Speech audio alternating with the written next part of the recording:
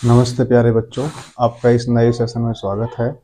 और मैं आपको आज इस नए सेशन में परसेंटेज के कुछ क्वेश्चंस, कुछ प्रीवियस ईयर्स के क्वेश्चंस कराऊंगा।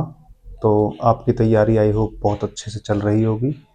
और आपको जो भी समस्याएं आए, जो भी परेशानी आए, आप मुझे टेलीग्राम चैनल है धृति एग्ज़ाम के नाम से, टेलीग्राम पर चैनल है।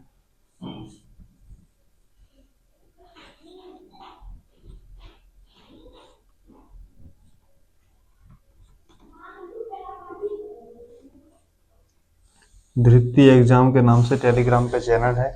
इसका लिंक मैंने डिस्क्रिप्शन में दे भी रखा है, आप वहाँ से सीधा ज्वाइन कर सकते हो। और चाहे तो आप सीधा सर्च यहीं से सीधा धृति एग्जाम करके इसको सब्सक्राइब कर सकते हो। वहाँ पर आपको और मुझसे बात करने का एक सीधा मंच मिलेगा।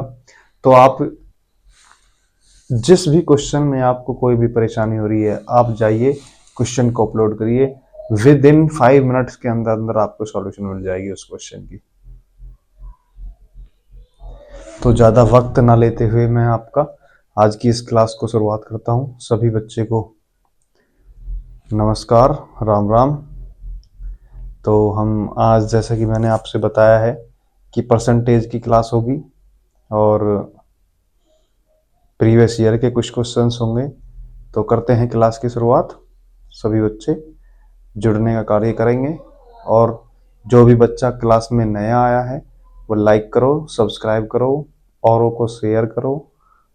और जब तक आप लाइक नहीं करोगे, शेयर नहीं करोगे, तब तक मुझे भी कैसा ये होगा कि आपको तैयारी अच्छी चल रही है। अगर तैयारी अच्छी चलती है तो वो अपने सभी दोस्तों को शेयर करता है। तो क्या आप तैयारी अच्छी नहीं कर रहे क्या? तैयारी अच्छी कीजिए, लाइक कीजिए, शेयर कीजिए, सब्सक्राइब कीजिए। तो चलते हैं नई अपने आज के पहले क्वेश्चन पर।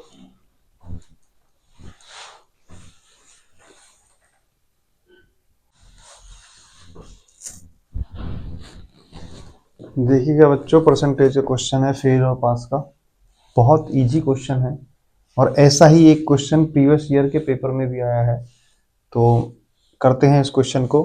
क्या कह रहा है ये कि उत्तीर्ण होने हेतु आवश्यक अंक 40% है, यानी कि पास होने के लिए 40% नंबर आने जरूरी हैं। तो किसी छात्र को 250 अंक मिलते हैं, कोई छात्र है उसे 250 अंक मिलते हैं, परंतु फिर भी वह 38 अंकों से फेल हो जाता है। 250 अंक मिले और फिर भी वह 38 अंकों से फेल हो जाता है। यानी कि आप कह सकते हो कि किसी को 250 अंक तो प्राप्त हुए हैं, लेकिन वो 38 अंकों से फेल हो जाता है। तो पास होने के लिए मार्क्स कितने जरूरी हैं? 288 अंक पास होने के लिए जरूरी हैं। ये 40% का मान है। पास होने के लिए 40% अंक चाहिए। नंबर में कितने चाहिए? 288। 40%, 10%, 1/10। तो 40% 4/10 या 2/5। ठीक है जी, या 2/5। अब 5 में से अगर 2 नंबर लाए तो ही तो पास होगा। इस 2 नंबर की वैल्यू कितनी दी हुई है हमें? 288। 1 यूनिट का मान आ जाएगा 144। इसमें 5 की गुणा कर दो, 144 आ गया। हमसे अधिकतम अंक पूछे हैं, तो अधिकतम कितने हैं? 5। 5 से गुणा कर दो, 5 चौक 20, 20 और 2 22, 5 5 और 2 7, 720। किसी को कोई परेशानी, समस्या? 720 ऑप्शन फर्स्ट। कोई परेशानी हो तो बताइए। कोई परेशानी हो तो बताइए, नहीं तो चलते हैं उल्टा अगले क्वेश्चन पर।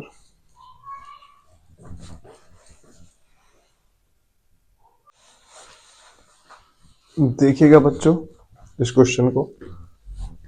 ये कह रहा है कोई छात्र है 25% तक लाता है, कोई छात्र है वह 25% अंक प्राप्त करता है तो 210 अंकों से वो फेल हो जाता है। कितने अंकों से फेल हो जाता है? 210 अंकों से वह फेल हो जाता है। 210 अंक उसके कम हैं। जितने भी पास होने के लिए नंबर चाहिए थे उसमें 210 नंबर उसके कम हैं। ठीक है जी। यदि वह 55% अंक लाता, मान लो अगर वह 55%, यदि वह 55% अंक लाता तो 240 से पास हो जाता। कितने से पास हो जाता? 240 से पास हो जाता जनाब। यानी कि 240, 14 नहीं 240, 240 से वह पास हो जाता, यानी कि 240 नंबर उसके अधिक आ जाते। अब मैं इन दोनों का अंतर देखूं, 25 का और 55 का, और इन दोनों का अंतर देखूं तो कितना कितना अंतर है। 25 में और 55 में कितने का अंतर है? 30 का। और 210 में और 240 में कितने का अंतर है? 210 ये कम है और 240 ये ज्यादा है। मान लो ये बीच में जीरो है तो जीरो से कितना कम है? 210। और ये जीरो से कितना अधिक है? 240। तो टोटल जब हम इसका अंतर जोड़ेंगे तो ये दोनों आपस में जुड़ जाएंगे तो 210 और 240 450 हो जाएगा। ये बात सभी को समझ में आई या दोबारा से समझाऊं? भाई कोई चीज -2 है और कोई चीज +2 है तो -2 से +2 तक पहुंचने में कितना सीढ़ी चढ़नी पड़ेगी? -2, -1, 0, ठीक है, +1 और +2, 4 हो गए ना। -2 और +2, 2 -2 में 2 जोड़ेंगे तो 0 पहुंच जाएगा, +2 में -2 करेंगे तो तो -2 और 2 4 हो गए। तो ऐसे ही दोनों आपस में जुड़ जाएंगे। अब जुड़ जाएंगे तो ये जुड़ के आ गया 450। अब 30% प्रेजेंट कर रहा है 450 को, तो 1% की वैल्यू आ जाएगी 0 से, 0 खत्म, 3 से 45 15 बार, तो 1% की वैल्यू आ गई 15। 1% की वैल्यू आ गई 15। हमको क्या पूछ रहा है वह? उत्तीर्ण परसेंट ज्ञात करो। अब उत्तीर्ण परसेंट ज्ञात करो तो 210, 210 है। 210 कितने परसेंट है? 15 से डिवाइड कर दो, परसेंटेज निकल जाएगा। 15 एकम 15, 15 चौका 60, यानी 14% कम है। कितना था? अगर 25 में प्लस के 14 और जोड़ दिया जाए तो 39% पास होने के लिए उसे जरूरत है। अगर यही हमसे पूछे कुल अधिकतम पूर्णांक कितना था तो 15 में 100 की गुणा हो जाएगी, ये मैक्सिमम मार्क्स आ जाएंगे निकल के। ये मैक्सिमम मार्क्स आ जाएंगे निकल करके। किसी को कोई समस्या हो तो बताओ।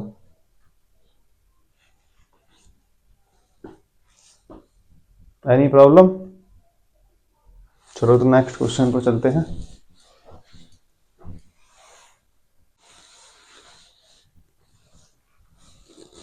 देखिएगा बच्चों इस क्वेश्चन को, ये कह रहा है कि चीनी का मूल्य में 20% की बढ़ोतरी हो जाती है। यानी कोई चीनी है 100 रुपए की 5 किलो आती है और अब 120 रुपए की 5 किलो आती है। 20% बढ़ गई चीनी। जब 20% बढ़ती है तो चीनी की खपत में कितने प्रतिशत, यानी घर वालों को अब ये देखना है कि हमें चीनी इतनी कम यूज करनी है, यानी चीनी इतनी कम खानी है ताकि जिससे हमारा कुल खर्च स्थिर रह सके। ठीक है जी। तो इसके लिए प्राइस कितना है? 20% बढ़ता है, 20% बढ़ता है। 20% को हम लिखेंगे 1/5 यानी कि चीनी के मूल्य 5 से 6 हो गया। प्राइस जो है वो 5 से 6 हो गया। 20% का मान 1/5 होता है। 5 से बढ़ करके 5 में कितना बढ़ा? 1। 5 से बढ़ करके 6 हो गया। अब कितने परसेंट की कमी की जाए? कमी की जाए यानी कि खपत कैसे निकालेंगे कितने प्रतिशत कम? तो हम इन दोनों का एलसीएम ले लेंगे। एलसीएम आ गया 30। एलसीएम आ गया 30। 5 छंग 30, 6 पंजे 30। इतने प्रतिशत की कमी इनके अकॉर्डिंग निकालनी है, खपत के अनुसार। हमें खपत ही तो कम करनी थी, तो खपत के अनुसार। यानी कि अब 6 चीज है और 5 में हमें यूज करनी है, तो कमी कितने की? 1 की। कितने पर? 6 पर गुणा 100। मैंने आपको फ्रैक्शंस लिखवाई हुई है 1/6 की, तो 1/6 की फ्रैक्शंस कितनी है? क्या है 1/6 की फ्रैक्शंस? मैंने आपको लिखवाई भी है। देखो, याद तो करनी पड़ेगी बच्चा। याद नहीं करोगे तो ऐसे क्वेश्चंस को कैसे सॉल्व करोगे? 1/6 की फ्रैक्शन है 16 सही 2/3%। इतने प्रतिशत की उसे कमी करनी होगी जिससे खर्च स्थिर रहे, खर्च पर कोई प्रभाव ना पड़े। खर्च पर कोई प्रभाव ना पड़े।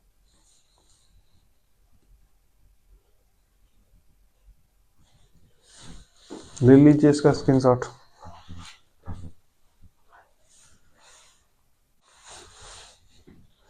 देखिएगा, सेम वही क्वेश्चन है, सिर्फ इस बार 25% की वृद्धि हो रही है। जब 25% की वृद्धि हो रही है तो खर्च में कितना? एक जैसे क्वेश्चंस में 2 करवा रहा हूं इसको। क्यों? क्योंकि आपकी प्रैक्टिस अच्छी हो जाए, अभ्यास आपका अच्छा हो जाए। तो अभ्यास आपका अच्छा होने के लिए सेम एक क्वेश्चन यही है। देखते हैं इस क्वेश्चन को। 25% बढ़ता है, 25% की फ्रैक्शंस कितनी होती है? 1/4। तो प्राइस जो है हमारा वो 4 से 5 बढ़ गया। तो खपत जो है, खपत कंज्यूम्स जो है वो कितने प्रतिशत कम की जाए ताकि खर्च पर कोई प्रभाव ना पड़े? 4 का और 5 का एलसीएम ले लो। कितना आ गया? 20। 4 पंजे 20 और 5 चौक 20। ठीक है जी। 5 का और 4 का रेशियो आ गया। यानी कि अब हमें 5 की चीज को 4 में यूज करना है। 5 की चीज को 5 की चीज को हम 5 किलो तो लेके आके आए हैं, पर लेकिन अब वो हमें महीने में 4 किलो ही यूज करनी है। 1 किलो बचा देंगे। जब 1 किलो बच जाएगी तो खपत उसमें उतनी ही हो जाएगी। तो इसका परसेंटेज निकालते हैं। 1 की कमी 5 पे, तो 100 पे कितनी की? 1/5 कितना आ गया? बताओ। 20%। 20%। 5 दूनी 10, 0 ऐसे 20%। कोई परेशानी? उम्मीद करता हूं आपको अब इस प्रकार के किसी भी प्रश्न में कोई परेशानी नहीं होगी। तो चलते हैं नेक्स्ट क्वेश्चन पर।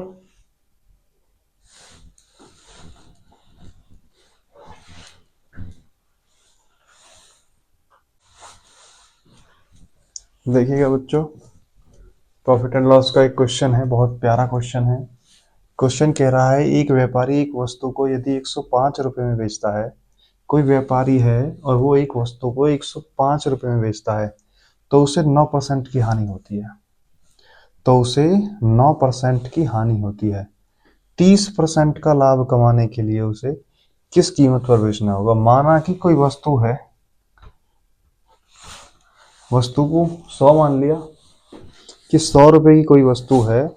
यदि हम इसे 105 में बेचते हैं, यदि हम इसे 105 रुपए में बेचते हैं, वो कह रहा है कि एक व्यापारी एक वस्तु को 105 रुपए में बेचता है। तो फर्स्ट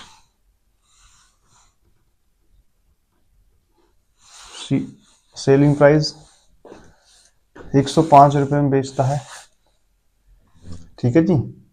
तो 9% की हानि होती है, परसेंट में कितने की, 9% की। 9% को 100 में से घटा के लिख देंगे तो 91% हो गया।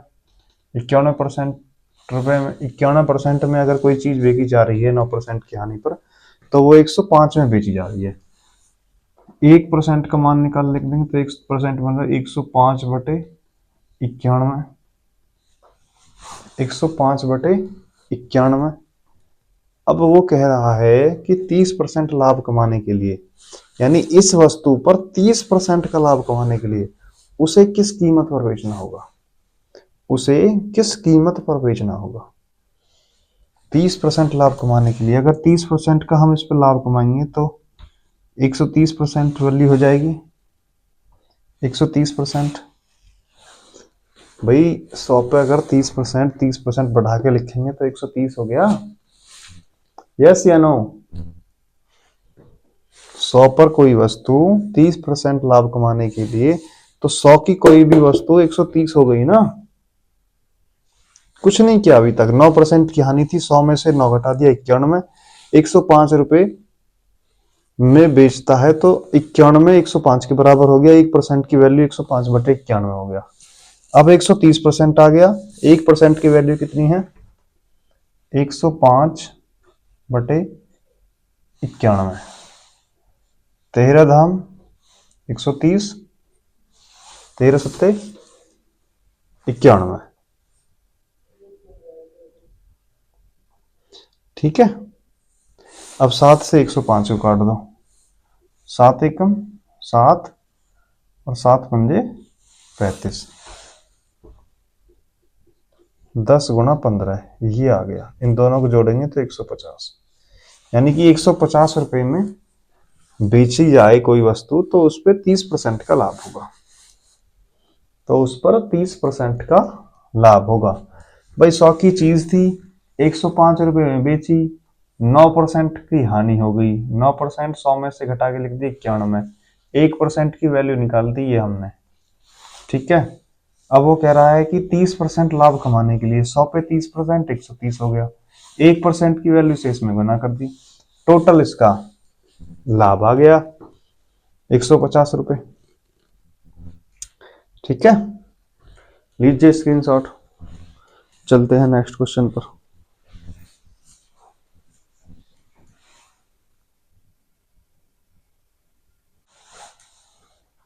देखिएगा बच्चों, प्रीवियस ईयर का क्वेश्चन है, बहुत ही आसान सा क्वेश्चन है। एक रेलगाड़ी 50 किलोमीटर की चाल से चलती है और अपनी विपरीत दिशा से आ रहे व्यक्ति जिसकी चाल 10 किलोमीटर प्रति घंटा है उसे 30 सेकंड में पार करती है। तो रेलगाड़ी की लंबाई बताइए, रेलगाड़ी की लंबाई बताइए। तो विपरीत दिशा से आ रहा है, चाल जुड़ जाएंगी। अगर समान दिशा में जा रहे होते तो चाल दोनों की घटती, उनका अंतर लिया जाता। अब चालों का दोनों का योग हो जाएगा, यानी कि ट्रेन की चाल कितनी है 50 और मेन की चाल कितनी है 10, टोटल स्पीड हो जाएगी 60 किलोमीटर प्रति घंटा। 60 किलोमीटर प्रति घंटा, इसे मीटर पर सेकंड में बना लेंगे तो गुना 5/18, 6×3 = 18, 6×2 = 60, यानी 50/3 मीटर पर सेकंड, 3 मीटर पर सेकंड, ठीक है जी। ये तो चाल आ गई। अब दूरी का फॉर्मूला लगाओ, दूरी बराबर चाल गुना समय, दूरी बराबर चाल गुना समय, ओके। यही होता है या कोई दूसरा होता है, क्यों चिंटू, यही होता है या कुछ और होता है? चलो देखते हैं, करते हैं। चाल कितनी है 50/3 मीटर पर सेकंड, 50/3 गुना समय कितना है, समय है उसे 30 सेकंड में पार करती है। किसे पार करती है, व्यक्ति को पार करती है 30 सेकंड में। तो यहाँ 30 से हम इसकी गुना कर देंगे, ठीक है जी। किलोमीटर प्रति घंटा में दोनों की चालें थी, व्यक्ति की और ट्रेन की, दोनों को जोड़ लिया क्योंकि विपरीत दिशा में चल रही थी। तो टोटल चाल आ गई 60 किलोमीटर प्रति घंटा, उसको मीटर पर सेकंड बना लिया तो वो आ गई 50/3 मीटर पर सेकंड। समय से यहाँ गुणा कर दे, दूरी आ जाएगी। अब 3 को 30 से डिवाइड कर दिया तो ये 10 आ गया। 50 गुणा 10 बराबर 500 मीटर। 500 मीटर की वो ट्रेन थी, 500 मीटर की वो ट्रेन थी। ट्रेन की लंबाई कितनी है? 500 मीटर। ट्रेन की लंबाई कितनी है? 500 मीटर। कोई समस्या तो नहीं होगी, मैं समझ पा रहा हूं। चलते हैं नेक्स्ट क्वेश्चन पर।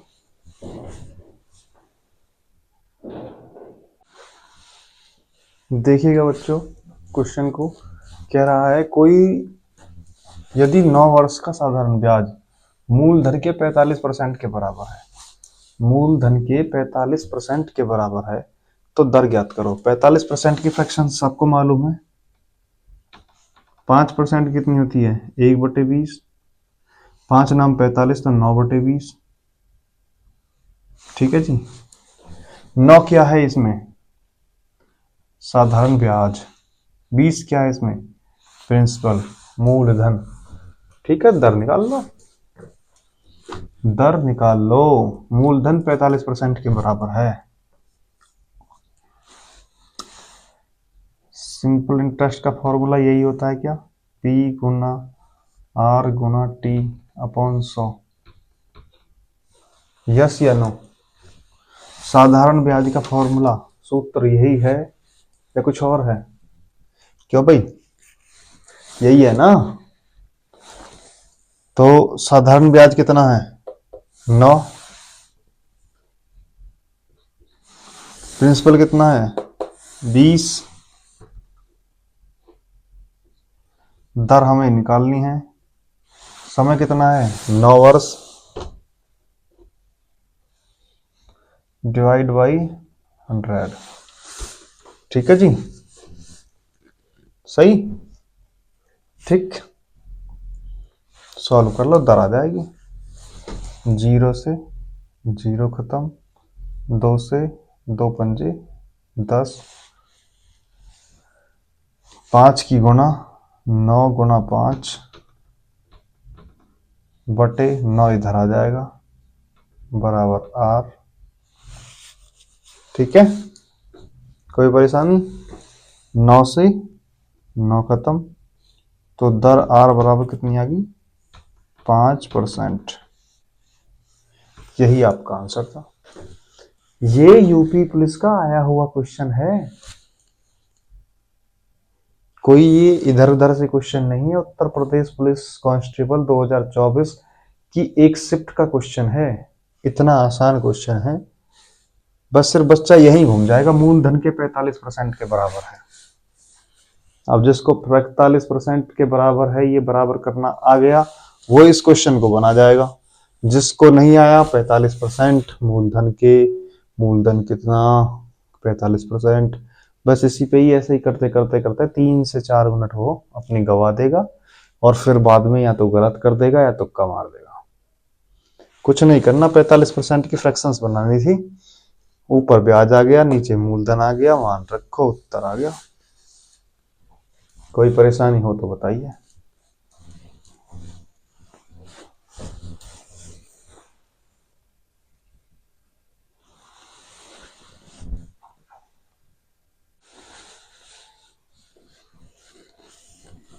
देखिए बच्चों, ये चक्रवर्ती ब्याज का एक क्वेश्चन है। ये कह रहा है यदि ब्याज की गणना वार्षिक की जाती है, यानी ब्याज की जो गणना है वो वार्षिक की जाती है और 3 वर्ष के लिए 10% प्रति वर्ष ब्याज की दर पर ब्याज 331 रुपये है तो मूलधन ज्ञात करो। तो मूलधन ज्ञात करो, यानी कि कोई भी 3 वर्ष के लिए 10% की फ्रैक्शन हम जानते हैं, सभी को पता है 1/10 होते हैं। तो कोई धन 10 से 11 हो जाता है, चक्रवर्ती ब्याज है। 10 से 11 हुआ, 10 से 11 हुआ,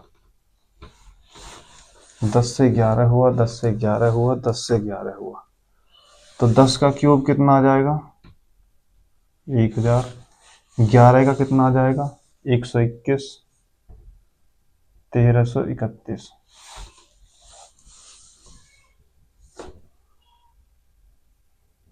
1331।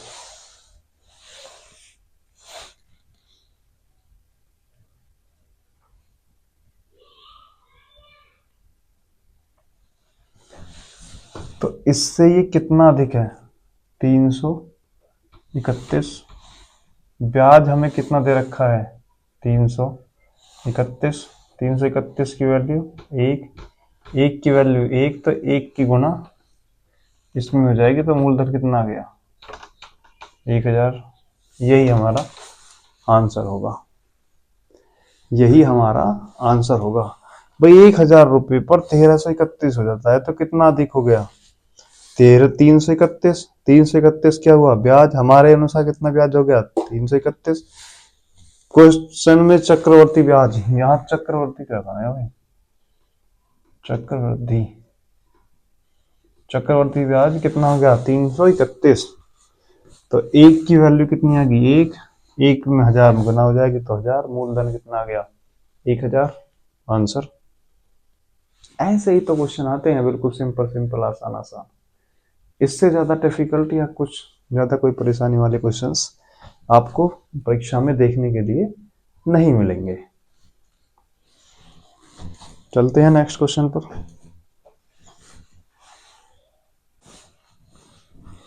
देखिएगा बच्चों इस क्वेश्चन को। यह कह रहा है अरुण ने 800 रुपए में एक साइकिल खरीदी, यानी अरुण है कोई, उसने 800 रुपए में एक साइकिल खरीद करके लेकर के आया है और फिर उसे 920 रुपए में बेच दिया। लाभ प्रतिशत ज्ञात करो। ये उत्तर प्रदेश पुलिस कांस्टेबल 24 अगस्त की दूसरी पाली का क्वेश्चन है। 24 अगस्त की दूसरी पाली का क्वेश्चन है। अब आप देख लो, इतने आसान आसान क्वेश्चन आते हैं। कुछ नहीं करना, 920 रुपए में बेच रहा है, 800 रुपए में खरीद के लाया, तो कितना फायदा हुआ? 120 रुपए का।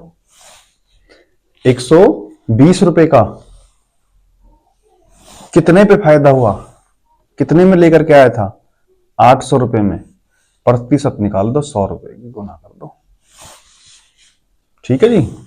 2 जीरो से 2 जीरो खत्म, 4 दूनी 8, 4 तिया 12, 2 पंजे 10, 5 तिया 15, 15%। ये आपका उत्तर प्रदेश पुलिस कांस्टेबल 24 अगस्त की दूसरी पाली का क्वेश्चन है। इतने ही आसान क्वेश्चन को करने के लिए आप डीएफ एग्जाम, धृति एग्जाम से जुड़िए। आपको प्रीवियस ईयर के सभी सवाल यहां पर बिल्कुल एक एक स्टेप बाय स्टेप के थ्रू समझाए जाते हैं। तो धृति एग्जाम से जुड़ने के लिए आप धृति एग्जाम को सब्सक्राइब कीजिए, लाइक कीजिए, फॉलो कीजिए, शेयर कीजिए। मिलते हैं अगले सवाल पर।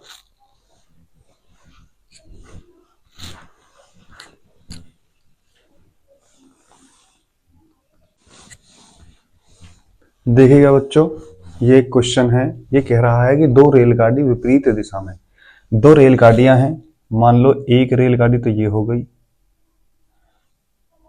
एक रेलगाड़ी तो ये हो गई,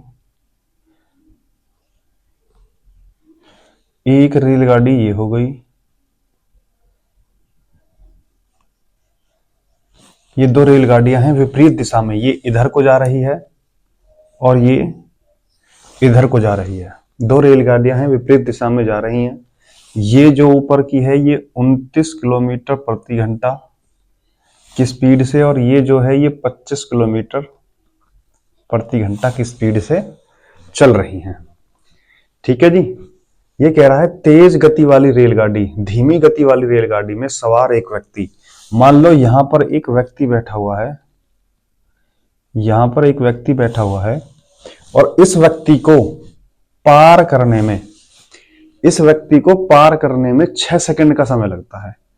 इस व्यक्ति को पार करने में, यानी कि ये रेलगाड़ी जब यहां से चल करके यहां आएगी और यहां से यहां तक का सफर यहां से यहां तक का सफर इसे पार करने में 6 सेकंड का लगता है, 6 सेकंड का समय लगता है। तो तेज गति वाली रेलगाड़ी की लंबाई याद करो, यानी वो इसी ही रेलगाड़ी की लंबाई के बारे में बात कर रहा है। अब व्यक्ति तो रेल के साथ में इधर को आ रहा है, कितनी की स्पीड से? 25 की स्पीड से ही। रेल तेज गति वाली उधर जा रही है, जब ट्रेन उधर जा रही है, व्यक्ति इधर आ रहा है, दोनों की गति जुड़ जाएंगी। 29 और 25, 29 और 25 54 किलोमीटर प्रति घंटा हो गया। अब हम एक चीज देख पा रहे हैं कि समय सेकंड में दिया हुआ है और उत्तर मीटर में दिया हुआ है, तो किलोमीटर प्रति घंटा को यही मीटर प्रति सेकंड बना लिया जाए तो कैसा रहेगा? तो इसको 54 किलोमीटर प्रति घंटा को मीटर प्रति सेकंड के लिए मैंने बताया है छोटा ऊपर बड़ा नीचे, 18 तिया 54, 15 मीटर प्रति सेकंड आ गई,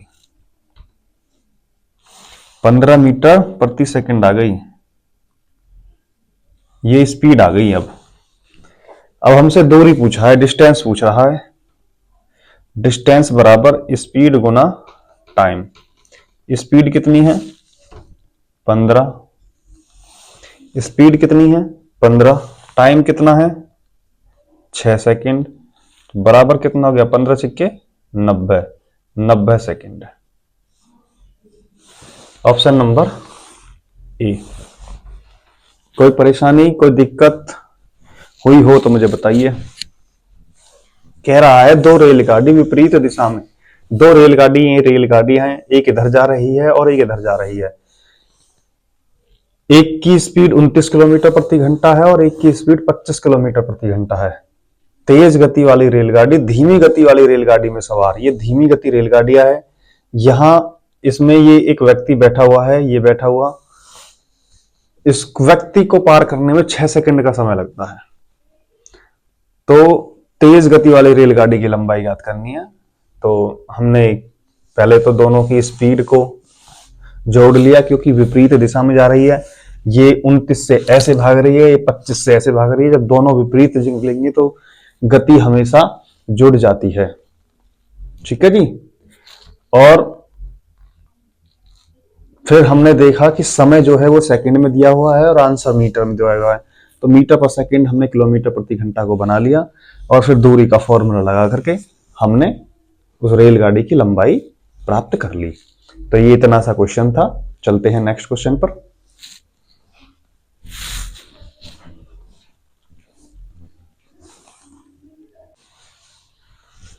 देखिएगा बच्चों, ये क्वेश्चन कह रहा है कि ज्योति की आय पूजा की आय से 125% अधिक है। यानी ज्योति है और पूजा है, दो बहनें हैं ये, और दो बहनों की आयों का कंपैरिजन करा जा रहा है कि ज्योति की आय पूजा की आय से 125% अधिक है। तो पूजा की आय ज्योति की आय से कितने प्रतिशत कम है? तो निकालते हैं इन दोनों बहनों की आय कितने प्रतिशत कम है। ये ज्योति होगी और ये पूजा हो गई। ठीक है जी। ये कह रहा है कि ज्योति की आय पूजा की आय से 125% अधिक है। अगर मैं पूजा की आय को 100 मान लूं, अगर मैं पूजा की आय को 100 मान लूं, 100 का 125% अधिक कितना होगा? 225। 225 होगा ना? यस या नो? ज्योति की आय पूजा की आय से 125% अधिक है, तो 100 से 225 हो गया। अब कह रहा है कि पूजा की आय ज्योति की आय से कितने प्रतिशत कम है। तो ये कितने प्रतिशत, तो ये कितना कम है? 125। 125 कम है, तो 125 लिखो। 125 कम है, किससे कम है? ज्योति से कम है। ज्योति की कितनी है? 225 गुणा 100। ये आपका प्रतिशत निकल गया, ये आपका प्रतिशत निकल गया। 25 निम्मा 225, 25 पंजे 125। ठीक है जी। और भी कटेगा क्या? 500 बटे 9, 9 से इसको डिवाइड कर दो, 9 पंजे 45, 55 से ही 5/9% कम है। 55 से ही 5/9% कम है।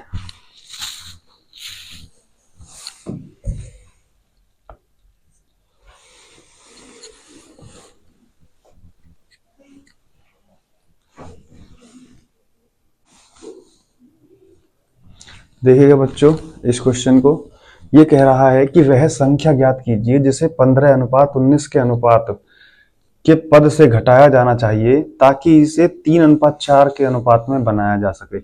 कोई संख्या है, मान लो संख्या हमने मान ली, माना संख्या बराबर x, माना कोई संख्या है वो x है और वो 15:19 के अनुपात से के दो पदों में से घटाए जाने चाहिए, यानी कि 15/19। इसमें से हमने ये संख्या घटा दी, इसमें से हमने ये संख्या घटा दी। कोई दिक्कत? हमसे कह रहा है वह संख्या ज्ञात कीजिए, हमने संख्या x मान ली, ठीक है ना। इस x को 15:19 के अनुपात के पद से घटाया जाना चाहिए। 15:19 से हमने घटा दी ताकि इसे 3:4 के अनुपात में बनाया जा सके, ताकि इसको हम 3:4 बना सके। ठीक है, इतना करना था, हमने कोई एक्स्ट्रा नहीं लिखा। जितना क्वेश्चन में दिया हुआ है मैंने सिर्फ वही लिखा है। ठीक है जी, अब इसमें से कुछ नहीं करना हमें, क्रॉस गुना करो, x का मान निकाल लो, x का जो मान आएगा वही वह संख्या है। करते हैं, 15 चौका 60 माइनस 4x बराबर 19 57 माइनस के 3x, 3x इधर आएगा या 4x को उधर ले जाओ, कैसे भी कर लो जैसा आप मर्जी चाहते हो। 57 को इधर ले आओ तो 57 प्लस का है माइनस के हो जाएगा तो 3 बचेगा। ये माइनस के हैं प्लस के पहुंचेंगे तो प्लस के 4x माइनस के 3x तो कितना बचेगा x, तो x की वैल्यू आ गई 3, x बराबर 3। x की ही मान हमें निकालना था, x का मान आ गया 3, और 3 क्या है, वह संख्या ही है, ये संख्या ही है जिस संख्या की हम बात कर रहे थे, और यही हमारा आंसर है। कोई समस्या हो, कोई परेशानी हो तो बताइए। आज के लिए ये आपका अंतिम सवाल था और मिलते हैं कल नेक्स्ट सेशन में। तो तब तक के लिए नमस्कार, जय हिंद, जय भारत। और उम्मीद करता हूं आप अपनी बहुत अच्छे से तैयारी कर रहे होंगे। प्लीज चैनल को लाइक कीजिए, सब्सक्राइब कीजिए। धृति एग्जाम के नाम से टेलीग्राम चैनल भी है, वहां सब्सक्राइब कीजिए। वहां आपको नोट्सों की PDF मिलती रहेगी और आप यूं ही प्यार अपना बनाए रखिए। आप धृति एग्जाम से पढ़ते रहिए, आपको आपके मंजिल तक पहुंचाने की जिम्मेवारी मेरी है। बहुत जल्द मैं आपको एक रीजनिंग की सीरीज भी शुरू करने जा रहा हूं, रीजनिंग की सीरीज शुरू करूंगा, स्टैटिक GS के कुछ क्लासेस डलवाऊंगा, तो आपको बहुत कुछ मटेरियल यहां से मिलता रहेगा। आप अपनी तैयारी को ऐसे ही बनाए रखिए, ऐसे ही प्यार बनाए रखिए। तो मिलते हैं एक नई और अगली क्लास में। और कोई समस्या हो तो बताइए करो यार, टेलीग्राम चैनल पे मैसेज किया करो सीधा। कोई दिक्कत कुछ भी हो, परेशानी हो, कहीं कोई दिक्कत आ रही हो, किसी भी टॉपिक में आ रही हो, किसी भी चैप्टर में आ रही हो, तो आप शेयर कीजिएगा। ठीक है, तब तक के लिए धन्यवाद। मिलते हैं अगली क्लास में। जय हिंद, जय भारत।